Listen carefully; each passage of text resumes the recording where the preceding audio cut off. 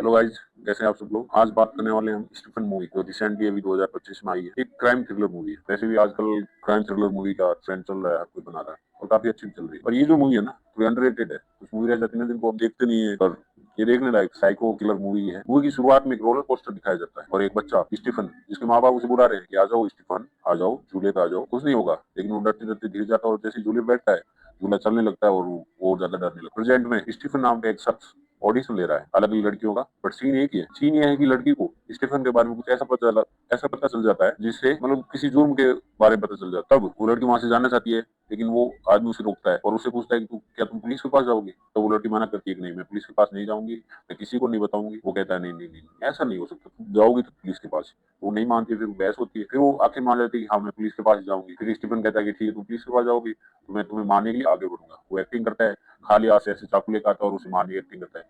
वो थोड़ी डरती है, फिर कहते हैं यार नेचुरल नहीं लग रहा। फिर दोबारा करता है, फिर नहीं होता है। तो वो कहते हैं रुको दो, मैं एक असली चाकू लेके आता हूँ, उसे तुम असली फील आएगा। वो कहती है ठीक है। फिर वो चाकू लेके आता है और फिर कहता है कि ठीक काट। तो वो कहती है कि मैं पुलिस के पास जाऊंगी। तो वो गुस्से में चाकू लेके आगे बढ़ता है और वो एक्टिंग नहीं करता, सच में उसको मार देता है। खप खप उसको घोंपता है। ऐसे करके वो 9 लड़कियों को मार देता है। पुलिस उसका पीछा कर रही है, पुलिस के पास उसका स्केच है और उसे ढूंढ रही है। इधर स्टीफन अपनी पुरानी गाड़ी लेके निकलता है, पहले चर्च जाता है, फिर उसके बाद जाता है पुलिस स्टेशन। इधर पुलिस उसके घर पहुंच जाती है, उसके पता करते करते कि हाँ यही कातिल है। ये पुलिस स्टेशन जाके बोलता है कि मैं सरेंडर करने आया हूँ, मैंने मर्डर किया है। पुलिस वाले भी हंसने लग जाते हैं कि क्या बात कर रहा है यार। उसने कहा, वो कहता है कि मैंने 9 लड़कियों को मारा है। तो वो थोड़ा सा ज्यादा सीरियस होता है। फिर वो कहता है कि तुम तो इसे ढूंढ रहे हो कई दिनों से, उस सीरियल किलर को। वो मैं। फिर वो उसे हिरासत में लेते हैं। स्टीफन उन्हें बताता है कि कैसे उसने 9 लड़कियों को मारा। एक्टिंग कर करके पूरा बताता है कि हाँ इसका कैसे गला काटा था, उसकी छाती पे मारा था और इस केस में हैंडल कर रहा है इंस्पेक्टर माइकल। फिर वो पूछते हैं कि लाशें कहाँ हैं, जब तुमने मर्डर किया था वो लाशें कहाँ हैं। तो वो कहता है कि मैं जंगल में फेंक देता था, और बट अगले दिन देखता था वहाँ कुछ नहीं मिलता था। पुलिस टीम वहाँ जाती है, दूसरे उन्हें भी कुछ नहीं मिला सिवाय एक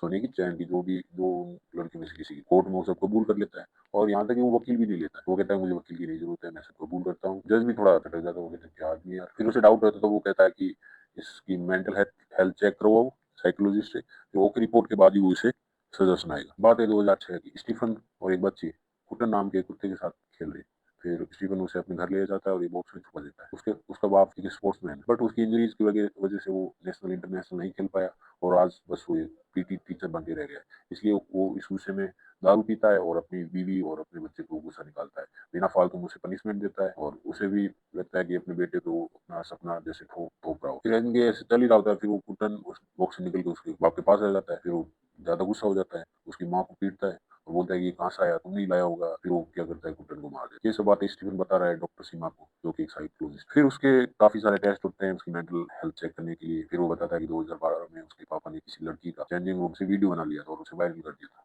लोगों ने उसे बहुत मारा और वो हॉस्पिटल में भर्ती हो गई।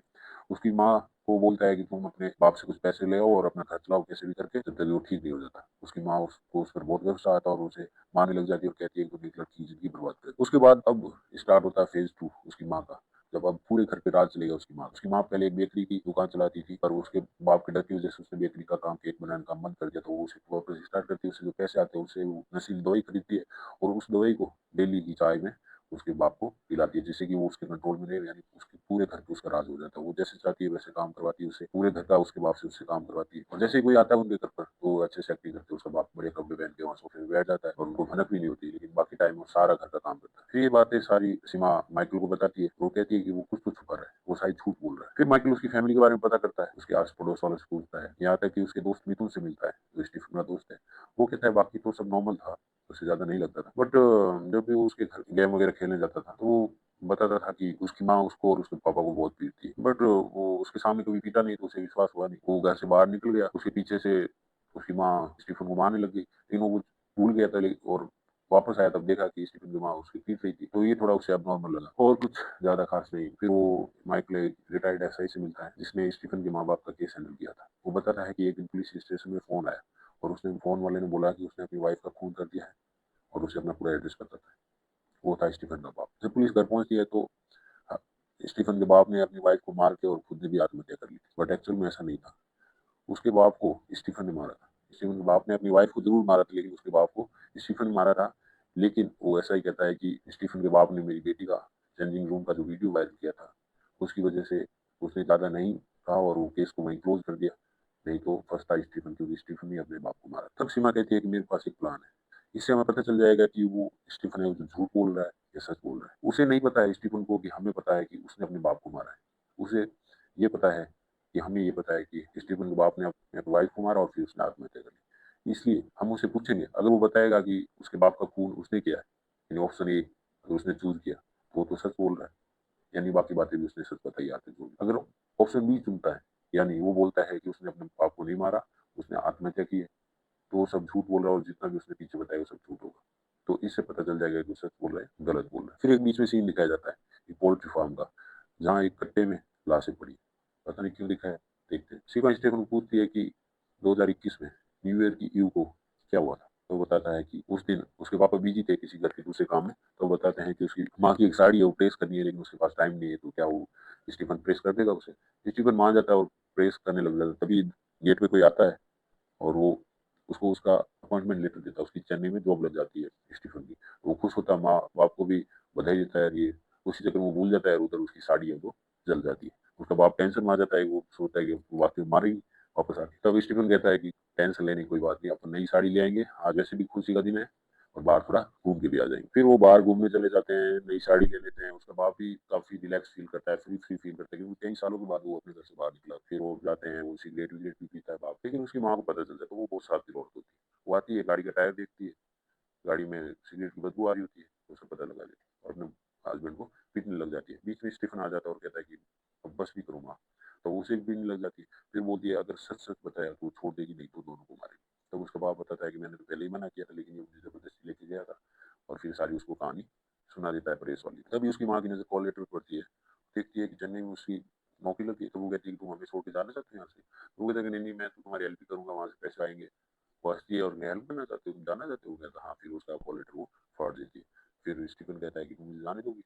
बोलती नहीं, मुझे जाने दोगी? और फिर गुस्से गुस्से में उसका गला दबाने लग जाता है अपनी माँ। फिर पूछता है कि तुम जाने दोगी?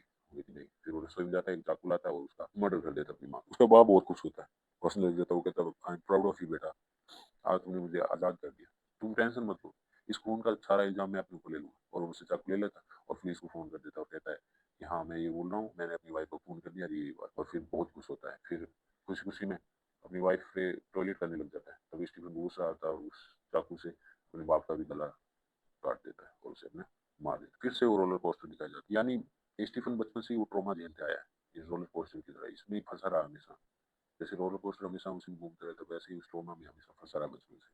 शायद उसकी वजह से उसने ये सब मर्डर की, लेकिन उसने चुना क्या? ऑप्शन ए नहीं, ऑप्शन बी नहीं, ऑप्शन सी, उसने ही दोनों को मारा। फिर वो कंफ्यूजन होगा।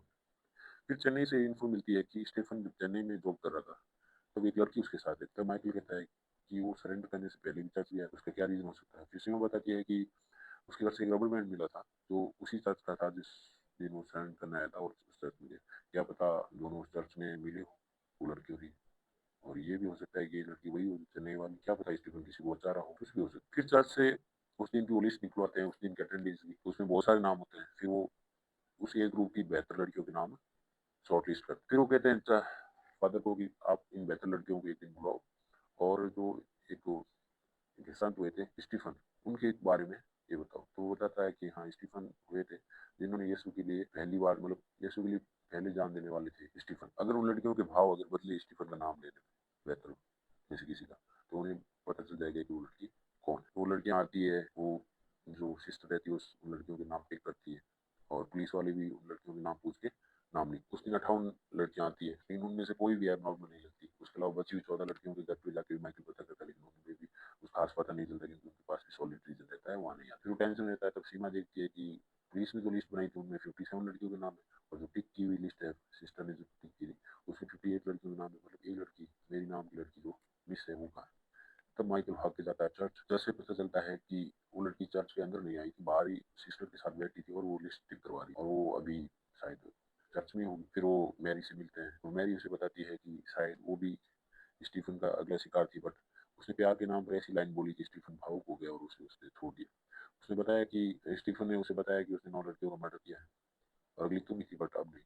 अब वो कल सरेंडर करेगा, बट उससे पहले वो एक बार तुमसे चर्च में मिलेगा। फिर अगले दिन वो चर्च में मिलने आता है, बट वो कुछ नहीं बोलता, बस उसे देखता है और फिर वहां से जाके चुपचाप पुलिस में सरेंडर कर देता है। वो पूछती है आखिर उस दिन क्या सीन था जिससे तुम सीन शूट कर रहे थे? तो बताती है कि एक हत्यारे का लो सीन था, जिसमें वो लड़की पुलिस के पास जाना चाहती थी या नहीं जाती। तो वो पूछती है उस लड़के का क्या नाम था? तो वो बताती कृतिका। फिर सीमा जाती है और स्टीफन को पूछती है कि क्या तुमने कभी प्यार किया है, और ये कृतिका कौन? तब वो बताता है कि उसे बहुत प्यार करता था, वो उसे बचपन से ही जानता था और उसे बहुत प्यार करता था। ये वही लड़की है जिसके साथ वो गुट्टन और वो दोनों खेल रहे थे। गुट्टन नाम का जो कुत्ता था बचपन में दिखा था, और उनमें बहुत ज्यादा प्यार था और वो शादी भी कर लेते। और शादी करके जैसे वो घर में शिफ्ट होते हैं तो वो पुराने जो घाव थे वो रेजने लग जाते हैं, क्योंकि जैसे वो अपने माँ बाप की तस्वीर देखता है बार बार उसे मतलब ऐसे बोलने लग जाते हैं कि स्टीफन ये तूने क्या किया, स्टीफन ये तूने किया, और उसे धीरे धीरे पागल करने लग जाते हैं। एक रात वो परेशान होकर सब कृतिका को बता देता है। तो वो कहती है कोई बात नहीं, ये तुम्हारा पास था, छोड़ो उसे, वो पुरानी बात होगी। लेकिन स्टीफन को भरोसा नहीं होता है, वो हर वक्त उस पर नजर रखता है कि क्या पता ये जाके पुलिस को बता देगी। वो ऑफिस जा रही तो उसके पीछे पीछे ऑफिस में पीछा कर रहा है, वहीं पे खड़ा है दिन भर, कहीं भी जा रही है उसका पीछा कर रहा है, मतलब पागल की तरह हो जाता है, हर टाइम उसका ध्यान रखता है क्या पता किसे फोन कर रही है, किसी क्या, पुलिस को तो नहीं पता। और फिर धीरे धीरे करके तो पता लग जाता है कि हाँ, फिर उसे हॉस्पिटल भी ले जाती है, लेकिन वहाँ चेकअप से मना कर देता है। फिर थोड़ा वो घर पे आते हैं, फिर कुछ दिन बाद कृतिका बोलती है कि मैं थोड़े ऐसे चैजो मूड के लिए अपनी दादी के पास जाना चाहती हूँ। वो कहते नहीं नहीं, दादी के पास नहीं जा रही, पुलिस के पास जा रही। वो कहती नहीं है। फिर वो बार बार पूछता हुआ आगे जोड़ती है मैं कहीं नहीं जा रही हूँ, मैं अपनी दादी के पास जा रही हूँ। और वो नहीं मानता। फिर वो कहता है कि तुम एक बार कह दो तुम पुलिस के पास जा रही हो, वो उसे जाने देगा, चाहे वो कहीं जाए। फिर वो झूठ मूठ कह देती है कि हाँ मैं पुलिस के पास जा रही हूँ। तो वो कहती है हाँ पकड़ी गई ना, तुम पुलिस के पास ही जा रही थी लेकिन मुझे झूठ बोल रही थी। और ऐसे करके उसको चाकू से मार देता है। फिर वो बहुत रोता है। फिर वो सीमा उसे कहता है कि वो नहीं चाहता था कि उसे मारना, उसे बहुत प्यार करता था, लेकिन वो अपने आप को रोक नहीं पाया। काश वो अपने आप को रोक पाता, काश वो अपने आप को रोक पाता उन माँ बाप की लड़कियों को छीनने से पहले, काश उन 9 लड़कियों को मारने से पहले वो अपने आप को रोक पाता। तो आज ये सब नहीं हुआ। काश वो एक अच्छी हैप्पी लाइफ जी पाता, काश अपने माँ बाप को मरने से रोक कर नहीं रोक पाया। उसका भी सपना था कि एक हैप्पी हेल्दी लाइफ जी, बट ये नहीं हुआ। फिर कोर्ट में वो अपने सब गुनाह कबूल कर देता है, सीमा भी उसकी फिर रिपोर्ट दे देती है और उसे दोहरा आजीवन कारावास की सजा मिलती है। तब सीमा कहती है कि ये उसके बचपन का ट्रॉमा था शायद, लेकिन ये जरूरी नहीं कि जो बचपन में अच्छी जगह रहा हो वो भी दरिंदा निकल सकता है, और जो बचपन में ऐसी ट्रॉमा में रहा वो भी अच्छा इंसान निकलता है। ये एक आदमी पे खुद पे डिपेंड करता है। ऐसा नहीं कि उसके हालात उसे जैसा बना देते हैं, अगर वो नहीं चाहे तो नहीं बनेगा। बस ये कसम कहने की बात है, ये बहुत अच्छी बात कही। और इसमें जो स्टीफन ने एक्टिंग की है, ऑस्कर लेवल एक्टिंग की, क्या बंदा यार, क्या एक्टिंग की। उसके बाद स्टीफन को पुलिस वैन में लेके जाते हैं जेल। तब होती है असली स्टोरी रिवील, असली पर्दाफाश। दोस्तों मूवी खत्म नहीं हुई, असली कहानी तभी बात। स्टीफन के मन का कैमरा खुलता है और उसमें दिखाया जाता है कैसा लगा मेरा मजाक, कैसी लगी मेरी कहानी। उस वैन में वो 9 लड़कियां, उसके माँ बाप और कृतिका को दिखाया जाता है। उसकी माँ कहती है कि तुमने ही कुटन को मारा था, तो वो कहता है हाँ, बस मारने की तलब लगी थी तो मार दी। यानी आज अब तक वो सब एक्टिंग कर रहा था, एक भी बात सही नहीं। उसका बाप कहता है कि मैंने तुझसे इतना प्यार किया, क्या कमी छोड़ी थी, और तूने ये सिला, तूने ही वो कैमरा रखा था ना चेंजिंग रूम, बट सब मैंने अपने ऊपर ले लिया कि तेरा कैरियर खराब ना हो। वो कहता है हाँ मैंने ही वो कैमरा वहां रखा। वो कह रहा था कि जैसे जैसे वो बड़ा हो गया उसे प्यार नहीं, उसे लड़कियों को औरतों को मारने में मजा आता, इसलिए उसने अपनी माँ को भी मार दिया। उसका प्लान सिर्फ माँ को ही मारने का था, उसके बाप को मारने का प्लान नहीं था।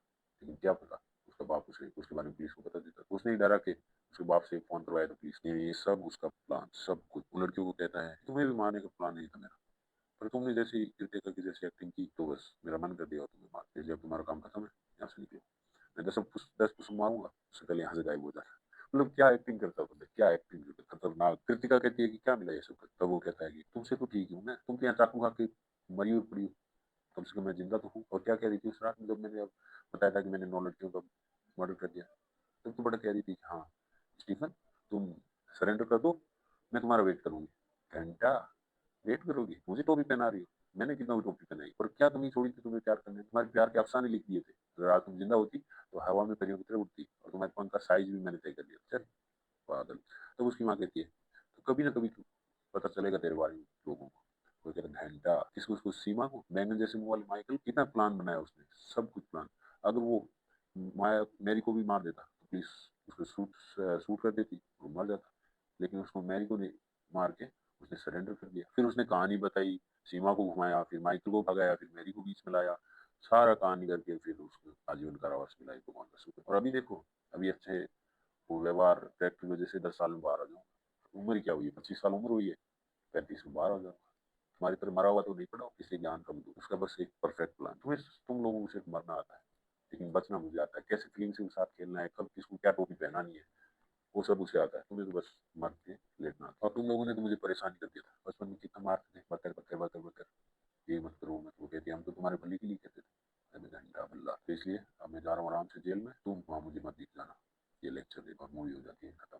यानी स्टीफन अब तक सबको बना ही रहा था, चाहे माइकल हो, और क्या क्या इसमें टेस्ट पास अच्छी होंगी, एक साइकोलॉजिस्ट को धोखा देना, इम्प्लीमेंटाइज सिस्टम को, बस उसको कुल मिला के मारने की तलब थी और इसी वो मार। एंड में दिखाते हैं कि जो बीच में सीन दिखाया था, ये पोल्ट्री फार्म है, कट्टों में लाशें भरी पड़ी है, और फिर वो तो एक आदमी जो जंगल से लाशें गायब करता था, वहाँ एकता करता था, पता नहीं उसके साथ क्या करता था। यानी इसका नेक्स्ट पार्ट आने वाला है और वो उसका फेस रिवील होगा, और वो भी क्या पता कुछ साइको हो।